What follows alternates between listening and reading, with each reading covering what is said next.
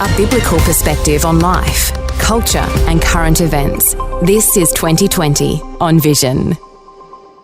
A special guest joining us over this next hour. I just want to say, you might be familiar with the great Bible teaching of the late Dr. Chuck Missler, and if you have some experience to share, something you'd like to contribute, or you might even have a question along the lines of a Bible question. And I can say that our special guest today won't be minding whatever you take whatever direction you'd like to go. We'll open our talkback lines shortly. You'll be able to join in our conversation. But so many of our listeners will be familiar with the great Bible teaching of the late Dr. Chuck Missler. Of course, Chuck died aged 83 back in 2018. Chuck Missler was the founder of the Koinonia House Ministry and was perhaps best known to Vision listeners as the host of the radio program called 6640. And you can still hear 6640 overnights and on-demand podcasts on the Vision app or on the Vision website. A special celebration, though, to talk about today as we recognise a golden anniversary. For 5 decades, Koinonia House, or K-House, has been producing and distributing materials that encourage and facilitate the serious study of the Bible. These days, K-House is back on American soil and is led by pastor and Bible teacher Ron Matsen. Ron was Chuck's right-hand man, but is also renowned for his verse-by-verse teaching throughout the Bible. Ron Matsen is president of Koinonia House and Koinonia Institute. Ron's also hosted Bible teaching programs on television across Europe, and he's our guest back with us once again today. Hey, Ron, welcome back to 2020. Well, it's great to be here, Neil. Wonderful. How's it down in Australia? Well, life is wonderful in Australia all the time. Starting to get a little cool in some sectors, but thank you very much for asking. As I'm talking to you, I can see I've got you on a video link. You've got a fan blowing in the background there. You're actually in Florida, but home for you these days is California. Give us a little insight into what life's like for you. Well, when we left New Zealand 2.5 years ago, that's where our base was when Chuck Missler passed away in 2021, the late summer, autumn here. We moved the operation back to the United States, at that time back to Idaho. And then 2 years later, we decided that the better location for us was in Florida. So now our offices are in Cocoa, Florida, right opposite Cape Canaveral and Disneyland to our west. So we're ideally suited and situated. And it doesn't get cold in Florida, does it? Well, no, not in the way it does in Idaho. That's for sure. You'll never shovel snow here. So I could leave my snow chains and all that stuff back in Idaho. So we're enjoying it here.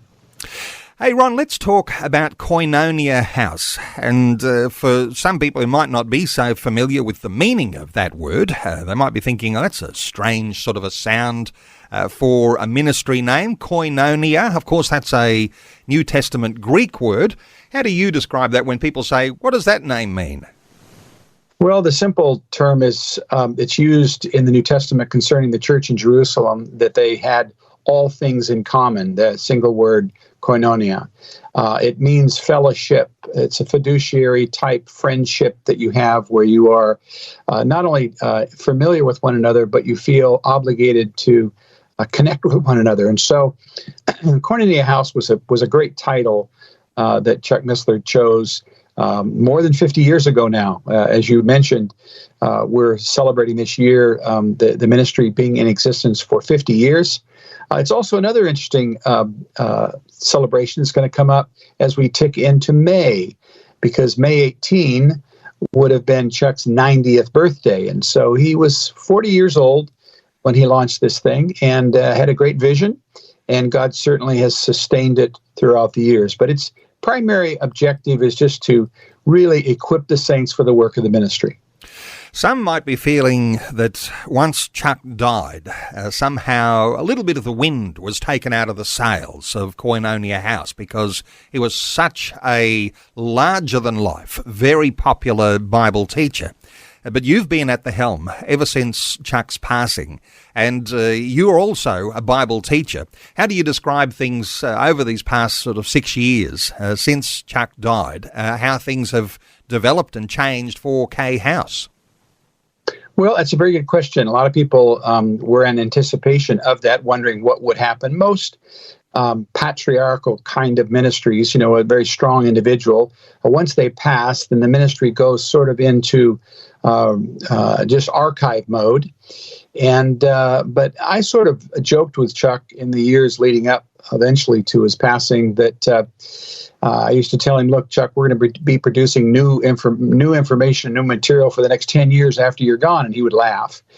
And interestingly enough, in 2018, when Chuck did die on May the 1st, I sort of put the ministry in cotton wool for a while and thought, let's just see what God's going to do here. If we're supposed to go the way of a soft landing and put it into automatic mode, then we'll do that. But we'll just see. And of course, by the end of 18 into 19, we saw a great interest in the ministry, even with Chuck's passing. And then, of course, 2020 came.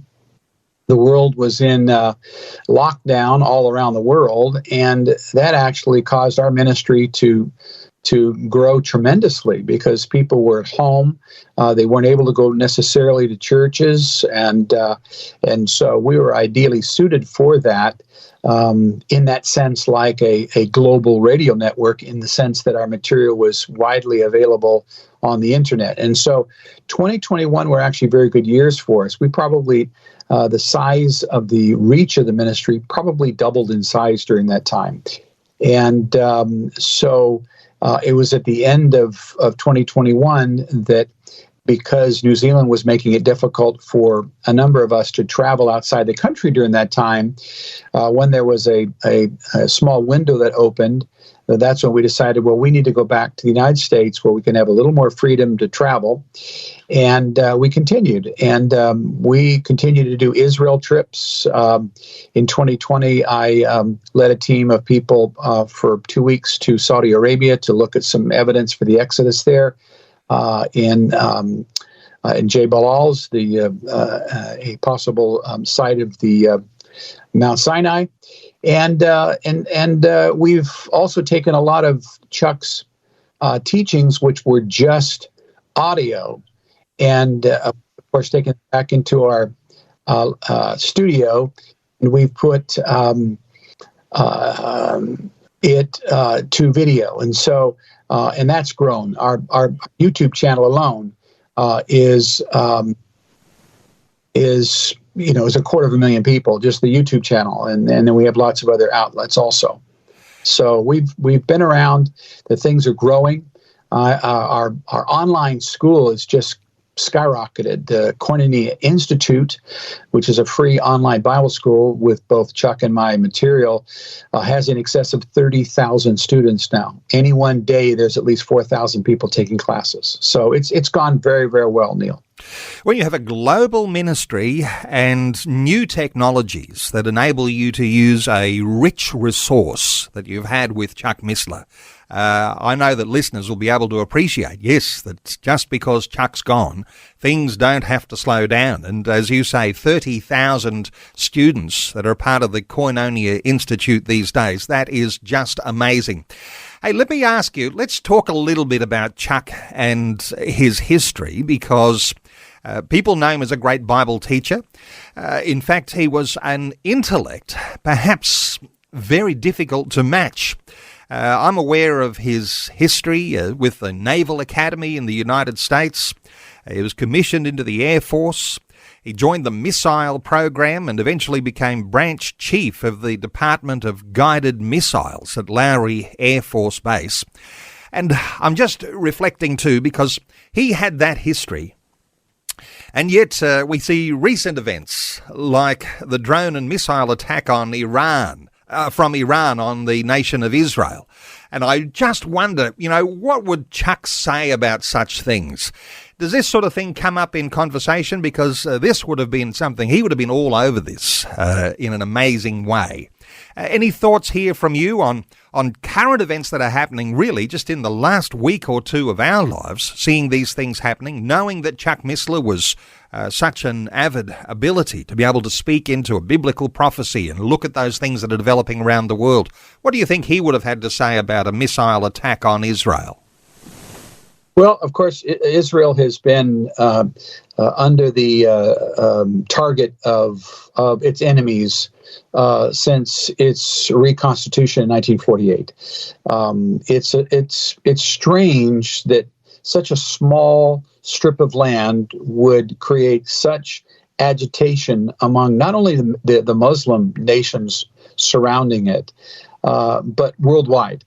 We're, of course, seeing that even in the United States. There's what, from an outside view, would seem to be an irrational response. The fact that Iran is bold enough to try to launch some 300 missiles, which included cruise missiles and intercontinental kind of missiles and so on and so forth, drones.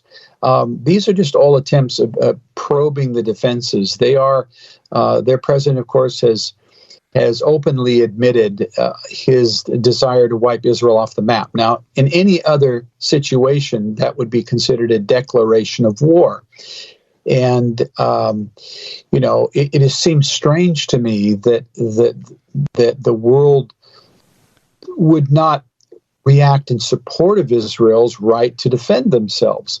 But when we look at this from a biblical perspective, we recognize that the end time scenario won't be a matter of something logically coming about.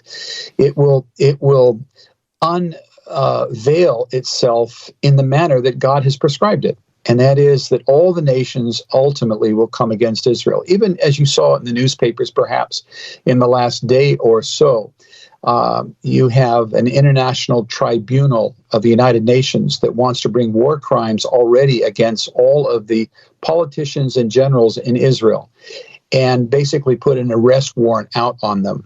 I mean, this is ridiculous, but it doesn't matter whether it's ridiculous. This is the mindset of a world gone mad. And when you lose a sense of who God is, then the only thing in your eyesight is what you believe you want to achieve. And of course, the prince and power of the air is Satan.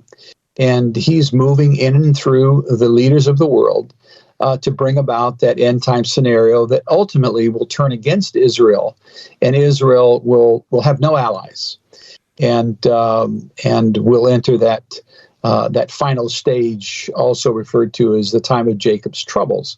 So you look at, I mean, it's easy to begin to see the correlation of Iran and Turkey and Russia and Syria. These are all nations that, of course, are named in Ezekiel 38 and 39. And people have asked, according to House, we get lots of people who think somehow we have a special insight more than anyone else. But all we can say to them is, well, this is what Scripture says, and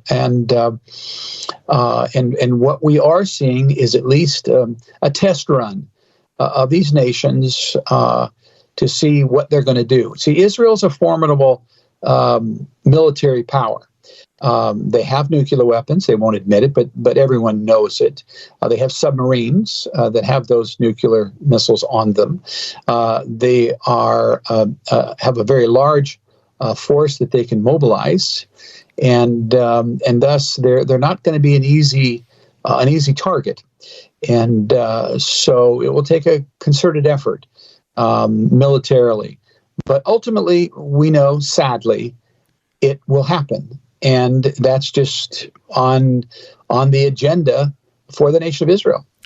There's an inevitability, according to biblical prophecy, that these things will happen, and some will say maybe the jury is out on whether that will happen in our lifetime right now, but those things appear to be all coming together in a sort of a convergence along the lines of a biblical prophecy.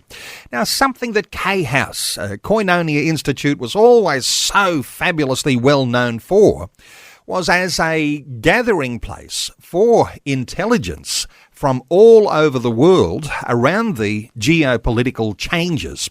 Is there still that sort of level of people interested in forwarding in information, intelligence?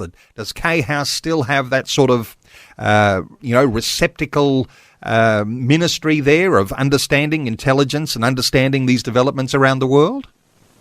Well, of course, Chuck was sort of the magnet that drew a lot of that.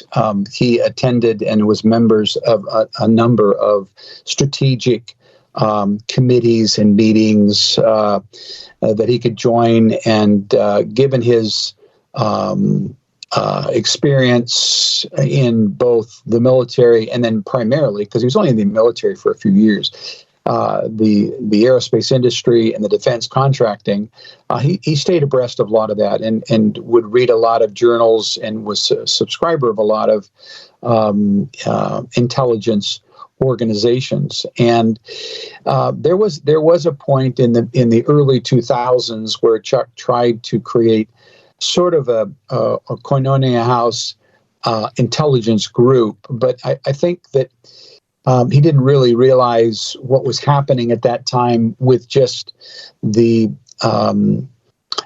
freely available news services that were around. Things just like all the online news services. An individual now with just a little bit of inquiring mind can get great insight. And so there's no central organization where that's taking place anymore. I think anyone can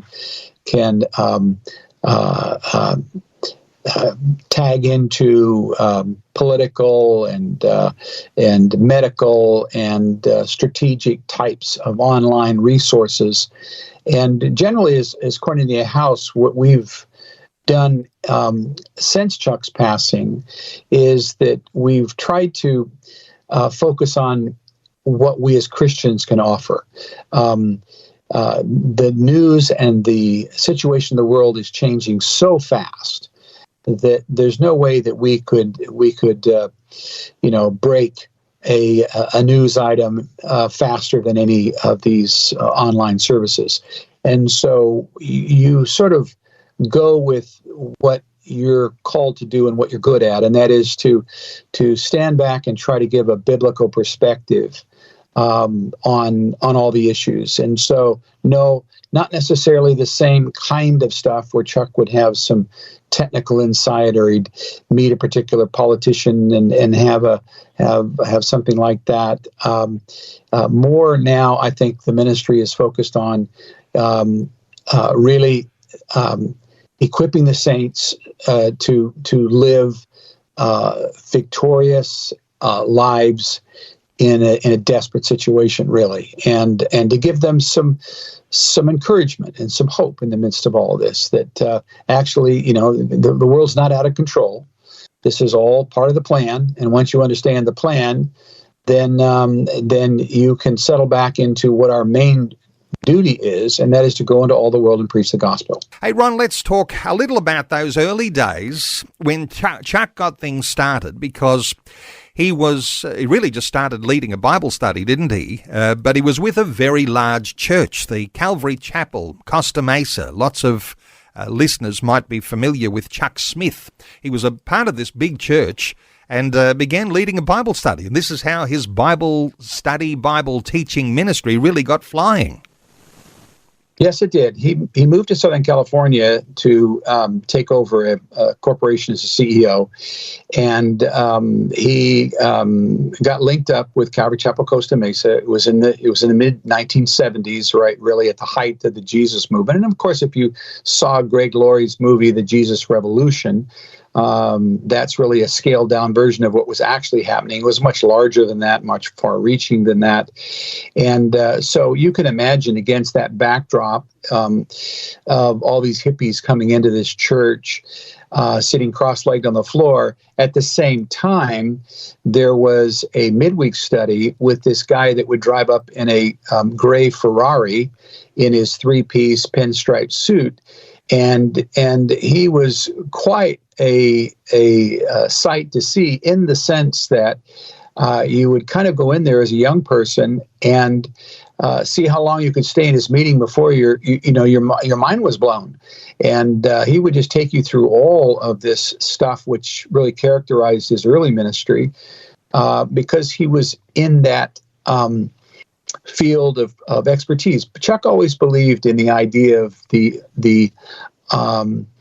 biblical entrepreneur. In other words, the person that would work full time, that was his tent making, and then also use then the freedom to be able to teach. And so he was coming to Calvary Chapel, Costa Mesa, and they already had a Bible teacher in Chuck Smith that did the line by line, verse by verse, book by book teaching.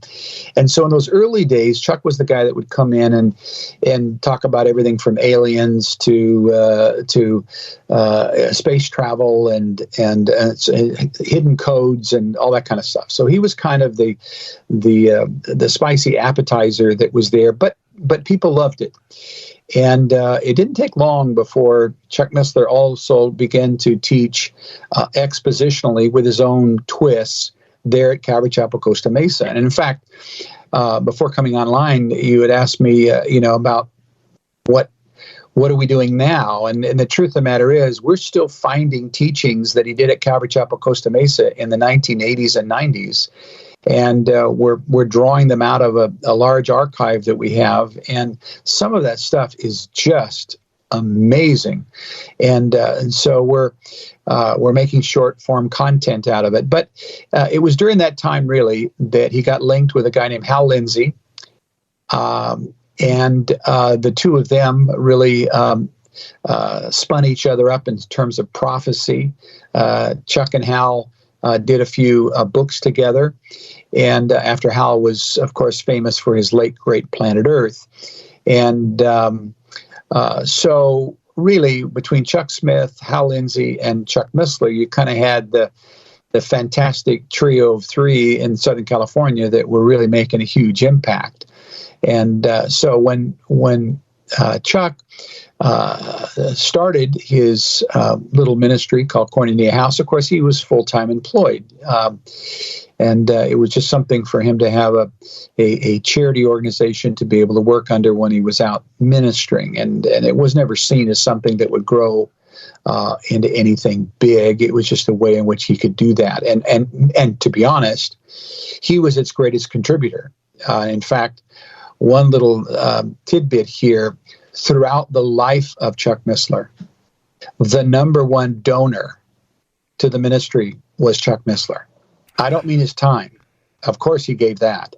But in terms of financial support from a private individual, Chuck Missler supported his own ministry more than any other single person in the history of the ministry over 5 decades. So, because a lot of people say, oh, Chuck got in it for the money and this and that. Nothing could be further from the truth. He was wholly and solely dedicated to the idea of taking whatever resources he had and using it for the furtherance of the gospel. And so those early years were fantastic for him. And as he began to first put out cassette tapes. He was the first to sort of do the 2 cassette tapes, a couple of notes, and put them in a little package and call it a briefing package.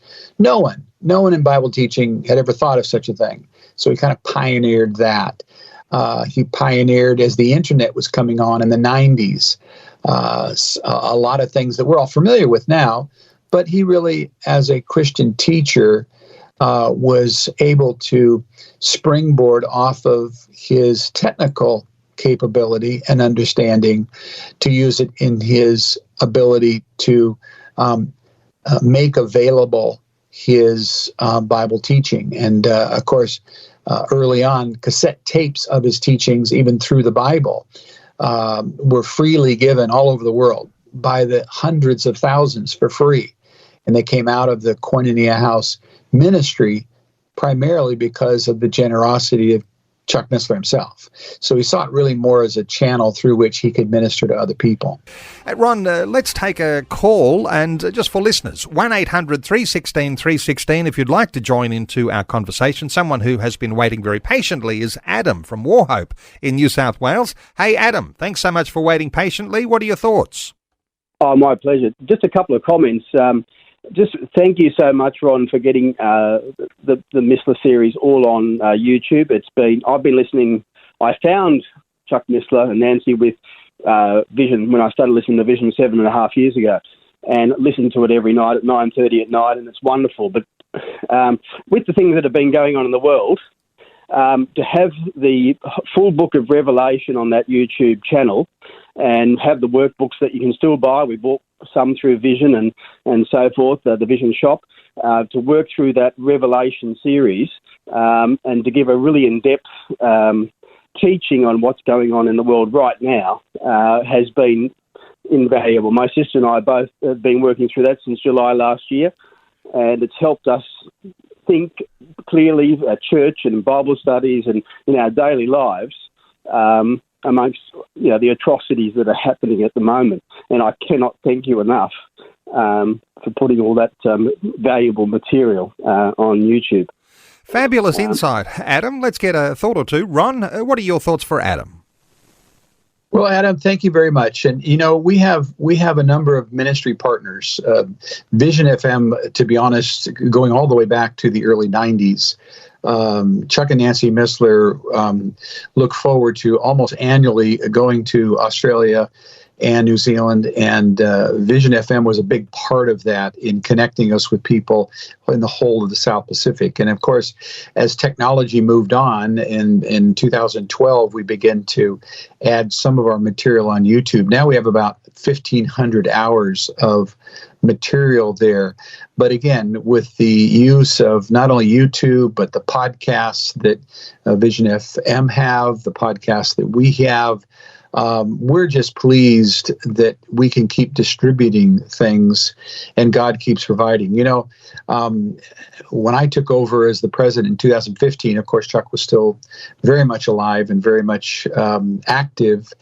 And the very first time I met with they wanted to see what my plan was going forward. They recognized that this was a transition period, and God was gracious in giving us another 3+ years to do that. But nonetheless, I remember standing before the board and saying, well, gentlemen, I want you to understand something, that I believe that Jesus is coming soon.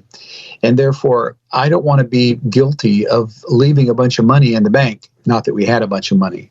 But I said, and I don't want to hide a bunch of material that may never be discovered. So my objective is going to be to try to outgive God. And so we're going to start giving away some of our most sought after products. We're going to make them free. We're going to put them on radio programs. We're going to put them on YouTube. We're going to put them on podcasts. And we're really pleased that it's been a blessing to people. And just so you know, in Australia, Vision FM is a big part of that international program that God has orchestrated to make sure that anyone who wants to hear can hear the wonderful teaching of Chuck Missler. Adam, anything further to add?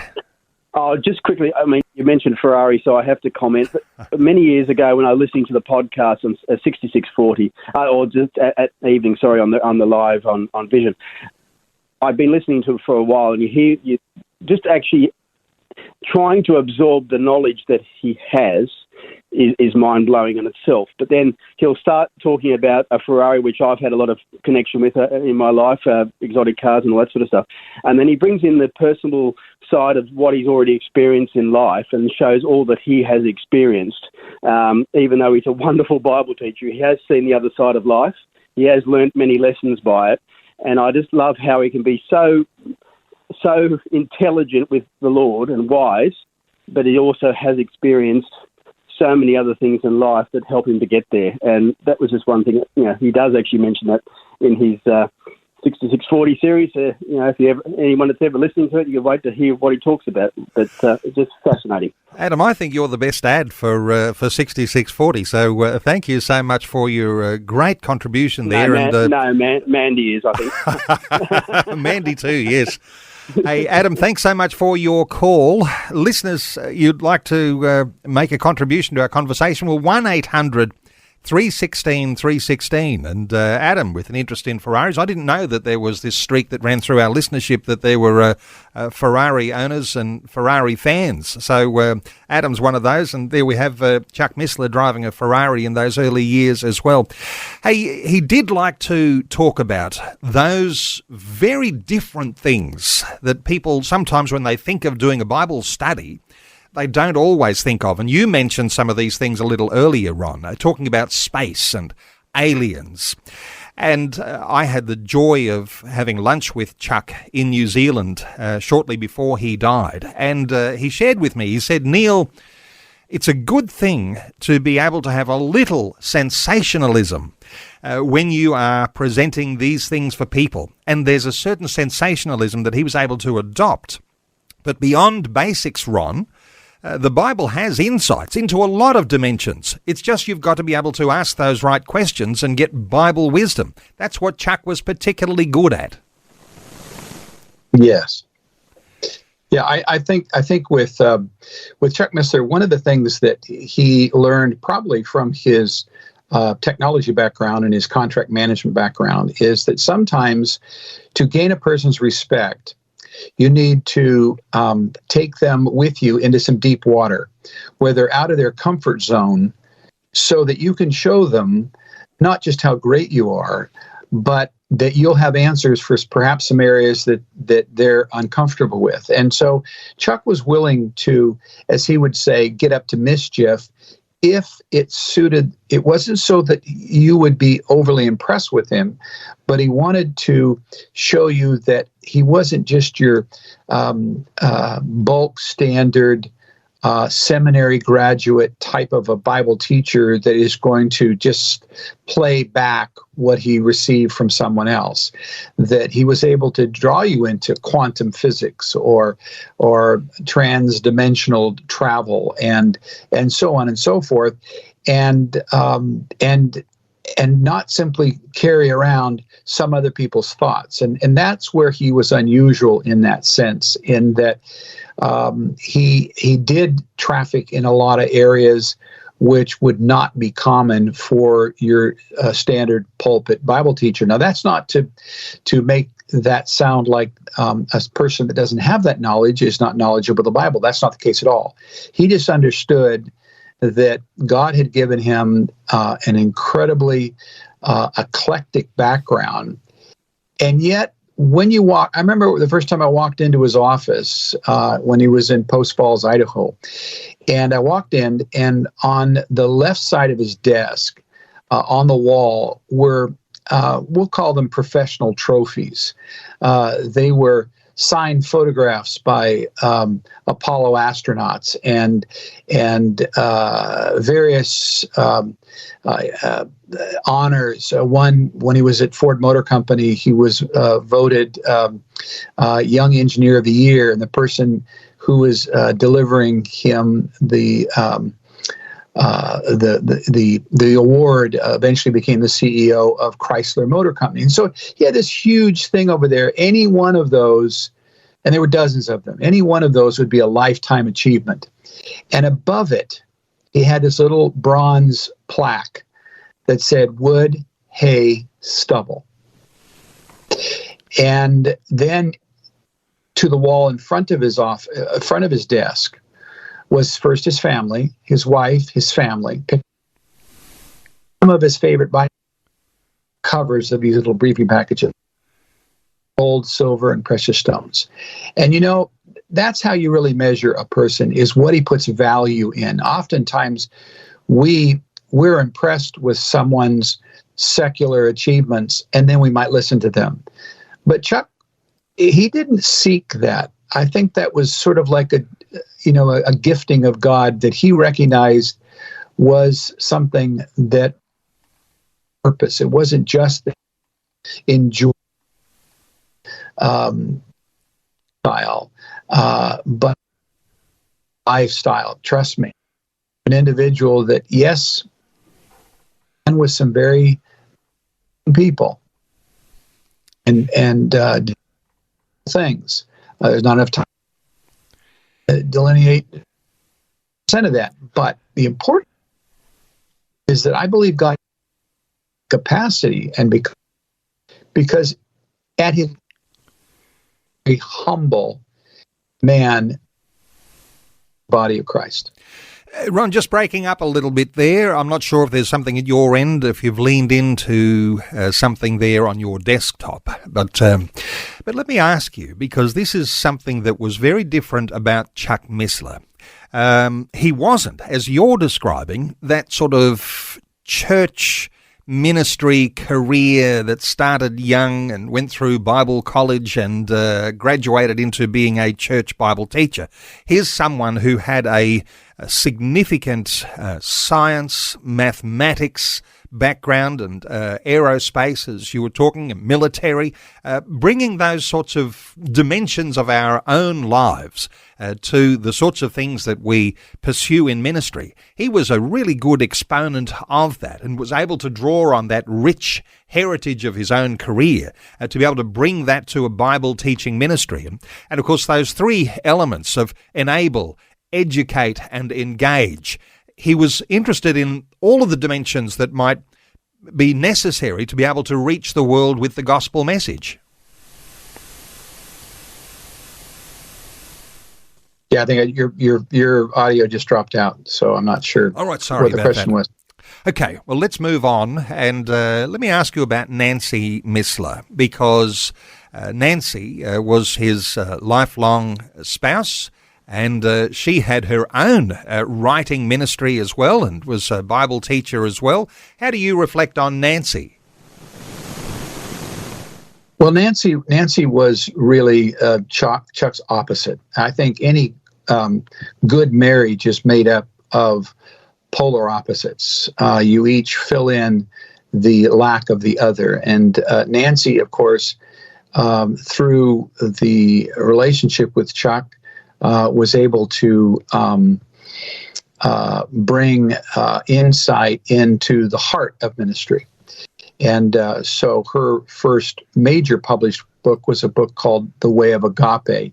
And it really speaks of their relationship, their marital relationship, and how through learning about agape love, that love that gives not expecting return, a God-given type love, that it was something that would not only save their marriage, but it brought an element into their relationship that she then developed into a whole series of teachings and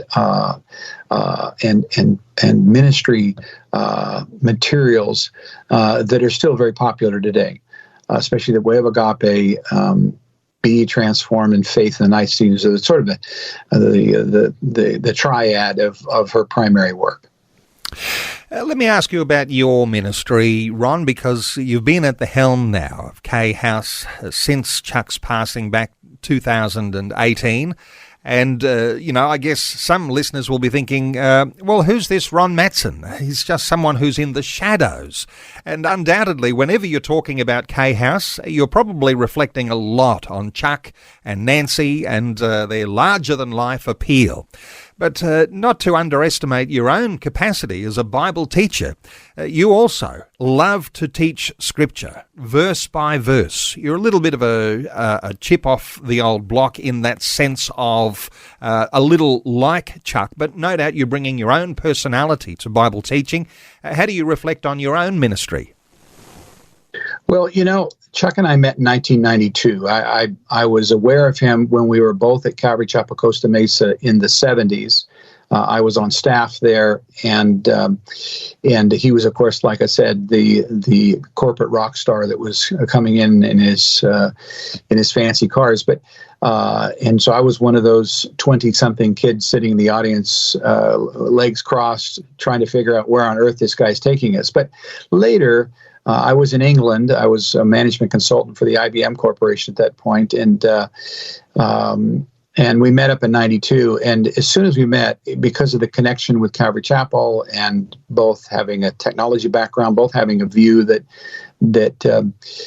we felt comfortable with being spiritual entrepreneurs in the sense that we worked full time and also pastored and taught. I was teaching and pastoring a church in England at that time, also along with full-time job there in the aerospace industry in Britain.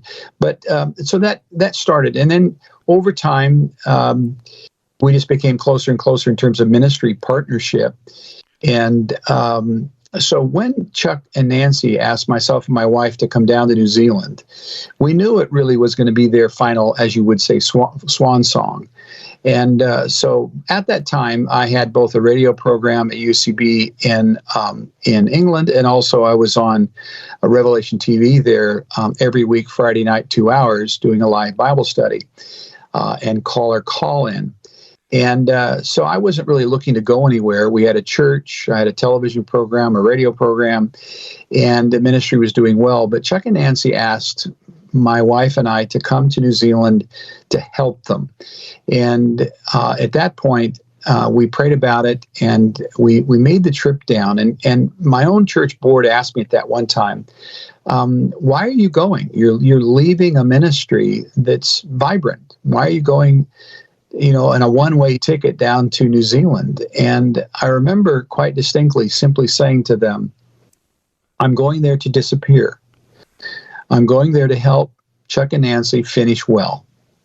Because so often, ministries like this, they can run into trouble in the final stages, and I want to help them. And my wife and I both, we want to help them finish well. And of course, that characterized really the final years of Chuck there. We arrived in late 2011, 2012, and had a good solid 6.5 years of working with Chuck. And Nancy, of course, went off and passed away in 2015. But in terms of my own personal ministry, I had already taught through. In fact, I used to joke with Chuck because I had a church. It was easy for me to have lots of opportunities. And so I'd already taught through the Bible almost 3 times. And I had a lot of topics that were very similar to his. But I sort of mothballed a lot of that so that as the ministry was going forward, it did not appear that I was the Rehoboam coming along to ruin what Solomon had built. And so I was very careful to just let that sit there. God will raise that up in its own time. And so subsequently, I've published maybe a dozen or so briefing packages and a few other commentaries that I've done. But really, my focus is to get out Chuck's ministry first. And yes, I certainly feel that I have things to say, but I think that I can also see that people are still, especially young people, are still resonating with the type and style of Chuck Missler's Bible teaching. And so my focus primarily is on remastering and finding archives and producing more and more of Chuck's material in more and more different types of media platforms. And then when there's time and there's effort, I go around the United States and I do what's called Koinonia Connection meetings, and they're meetings of 30 to 50 people, and it's just small sort of things that it's like a super home Bible study. And I do those around the country here, and I'll travel anywhere. Give me an opportunity to come to Australia, I'll come to Australia. If there's something I could say that would be interesting to anyone. But I really am comfortable with promoting the work of my good friend Chuck Missler, and then I'll take the scraps from the table after that. Well, you never know who's listening, and there might be someone who's about to connect with you and invite you to come to Australia. And no doubt be an opportunity in studio live if you do happen to come down our way down under. For listeners who want to connect with Ron Matsen, and perhaps you want to access more of the resources, and even as Ron says, there was a lot of resource that just had never seen the light of day, but it has become available through K House. You'll be able to go to the K House website, khouse.org. K House, of course, is short for Koinonia House and the Koinonia Institute. And as you heard Ron say a little earlier, 30,000 people who are involved in being enrolled in that free Bible study opportunity at Koinonia Institute. khouse.org. Ron Matsen, wonderful getting your insights. Thank you so much for taking some time to share your thoughts, and a special congratulations once again, the golden anniversary for Koinonia House. Thanks so much for taking some time to share these thoughts with listeners today on 2020. Well, thank you very much, Neil. God bless you all. Thanks for taking time to listen to this audio on demand from Vision Christian Media. To find out more about us, go to vision.org.au.